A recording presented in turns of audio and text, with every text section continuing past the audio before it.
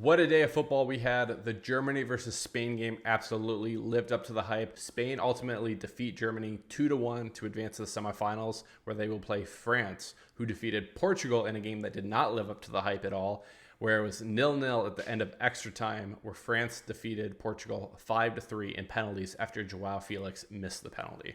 So, first of all, we have to focus on the man of the day. And unfortunately, not in a good way. And of course, that is going to be Toni Kroos. Toni Kroos played his final game of his professional career today. And unfortunately for him, it was not a great game.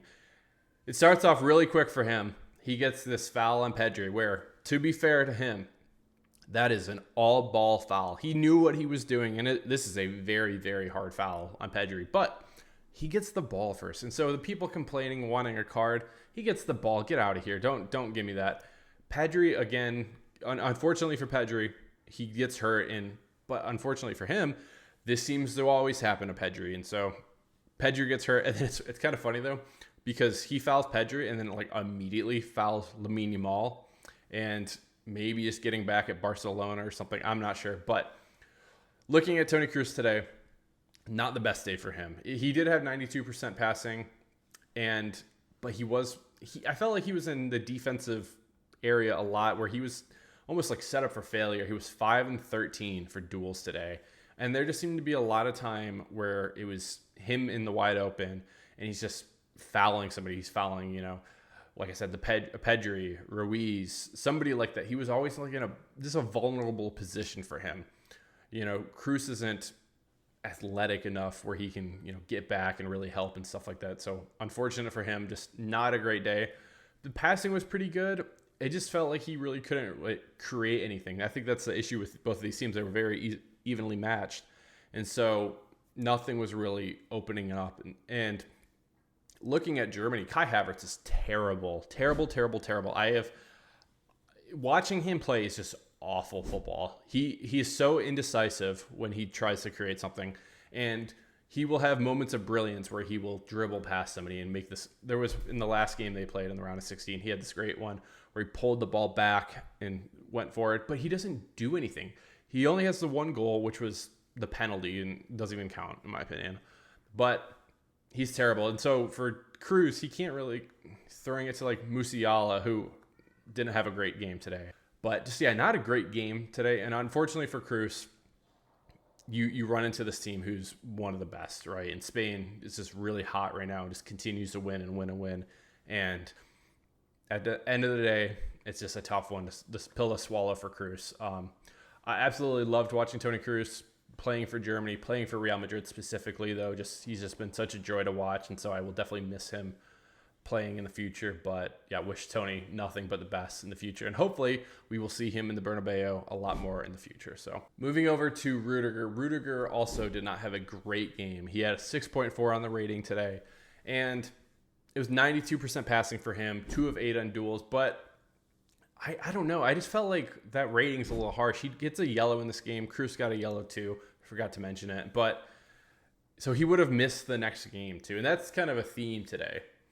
Spain ultimately wins this game, but there's a lot of people for Spain who are missing the next game. A ridiculous amount of people who are missing the next game. And so we'll see what happens. But looking at Rudiger, he had a couple one in particular. It's a great ball to Havertz. And I already complained about Havertz, but he's just been awful in this tournament. And so I'll let that rest. But Rudiger, a couple times, he really had to come back and save Kimmich. Kimmich left him hot and dry just a couple times, where I'm like, Kimmich, why are you so far up?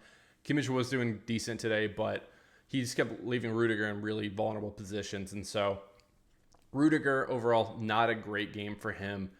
Germany as a whole, even Spain as a whole, didn't do great. I think ultimately Spain do better, right? Just because they make the more saves, they get the other goal and stuff like that. But it's just a bad game overall for this German team that I felt really comfortable going in. And I predicted them to win this game too. And so unfortunate for them to have to go out this early. But looking forward to Rudiger being back in Real Madrid here soon and getting ready for preseason. So unfortunate game for Rudiger. Again, 6.4 on the rating today. But Not a great one, but we'll bounce back from that. So moving over to Spain, Carvajal, interesting game from Carvajal. I actually thought Carvajal had a decent game. Footmob would disagree. He gave him a 6.2. Now, granted, he gets the double yellow today. And the first yellow was a foul. It is what it is. I think it was on Musiala. But the second yellow, I honestly think should be a point up in the rating. He gets the second yellow right at the end of the game. And I think it's against Musiala again. And it's at the final seconds of this game where he legitly just tackles Musiala in to get the second yellow because he did not want to give Musiala any chance to score this. And so it gives Toni Kroos a really long free kick it's the last kick of the game. And so Carvajal gets the red card and he will miss the next match. But that was a really, really smart foul by him. So shout out to Danny for that one. I think that was a smart move. Unfortunately, just not a great game for him. He was 4 of 12 on duels. Musiala gave him some troubles and stuff like that. Wirtz gave him some troubles too. But overall, I thought Danny actually did decent. It's just those, the double yellows are going to hurt you.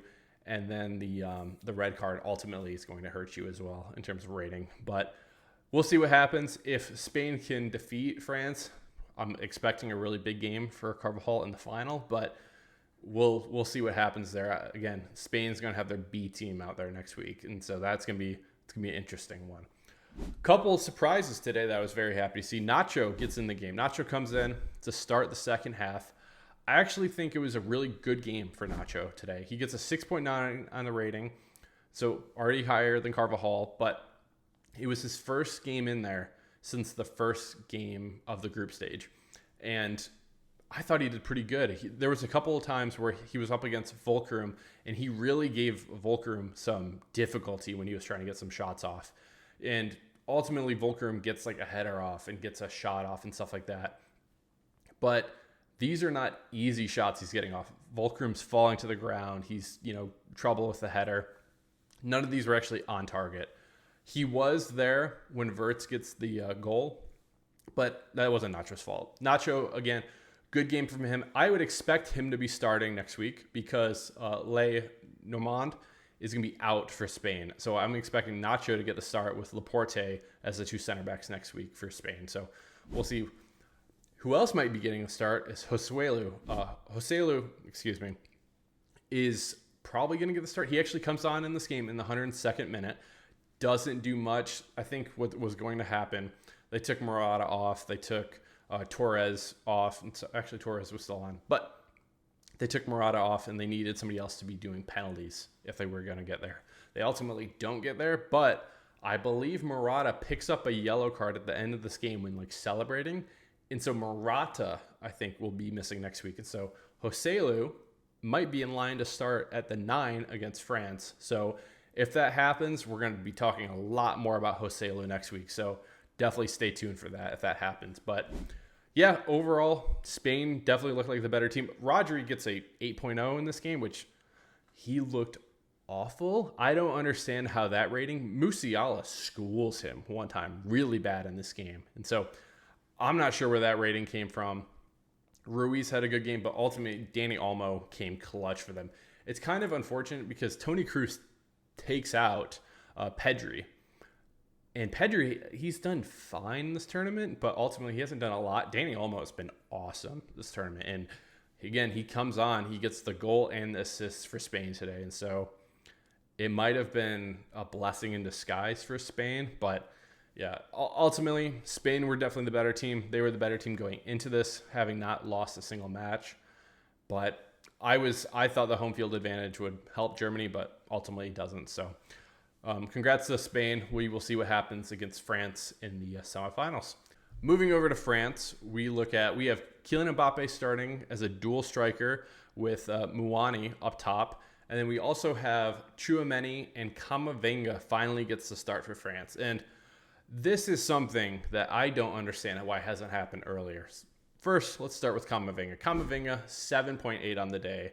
And it's funny, he gets subbed off in the 91st minute to start extra time.